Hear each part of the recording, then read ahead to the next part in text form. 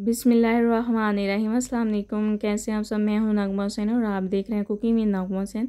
आज मैं आपके लेकर आई मैंगो आइसक्रीम की रेसिपी। बेहद आसान रेसिपी है, बाज़ार से बेहतर और कम इंग्रेडिएंट्स के साथ हम बनाएंगे और सिर्फ इसमें 3 इंग्रेडिएंट्स के साथ हम मैंगो आइसक्रीम बना के तैयार कर लेंगे। आप सोच रहे होंगे कि सीज़न आउट हो गया तो मैं अब बना रही हूँ। अगर आपके पास फ्रोज़न मैंगो पड़े हैं तो आप उससे आसानी से मैंगो आइसक्रीम बना सकते हैं। बहुत ही क्रीमी टेक्सचर आएगा और बहुत ही मज़े की हमारी मैंगो आइसक्रीम बनके तैयार होगी। तो आइए हम बनाना स्टार्ट करते हैं। यहाँ पे मैंने 3 कप मैंगो क्यूब ले लिए थे। मेरे पास भी फ्रोज़न पड़े हुए थे, तो अब इनकी हमने प्यूरी बना लेनी है। तो यहाँ पे हैंड ब्लेंडर की मदद से हमने इसका पेस्ट बना लेना है। अगर आपके पास ब्लेंडर जग है तो आप उसमें भी डाल के इसका पेस्ट बना सकते हैं। तो बस इसका हमने स्मूथ सा पेस्ट बना लेना है। यहाँ पे इसका पेस्ट बन चुका है, तो एक बार हम इसे स्ट्रेनर की मदद से गुजार लेंगे ताकि इसमें जो गुठलियों के वो होती हैं जड़ें वो सेपरेट हो जाए और पल्प जो है वो सेपरेट हो जाए, क्योंकि जब ये आइसक्रीम में आते हैं तो अच्छे नहीं लगते। बस इसे हमने अच्छे से स्ट्रेन कर लेना है।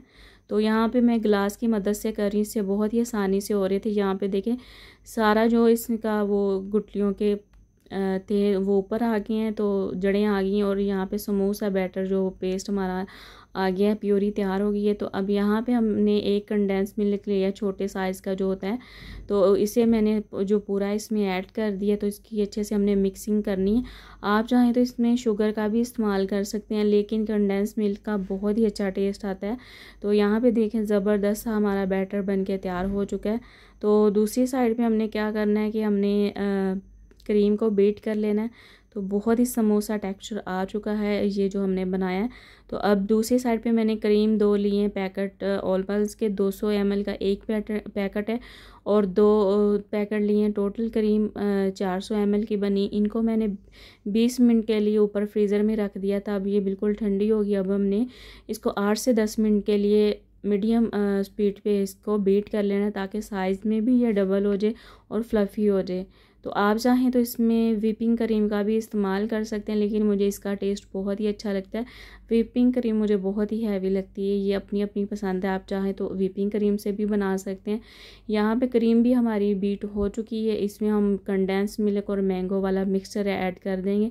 मिक्सचर ऐड करने के बाद हम इसे अच्छे से मिक्स करेंगे। मिक्स करने के बाद इसमें थोड़ा सा हम फूड कलर ऐड कर देंगे ताकि इसका कलर अच्छा सा आए, नेचुरल कलर।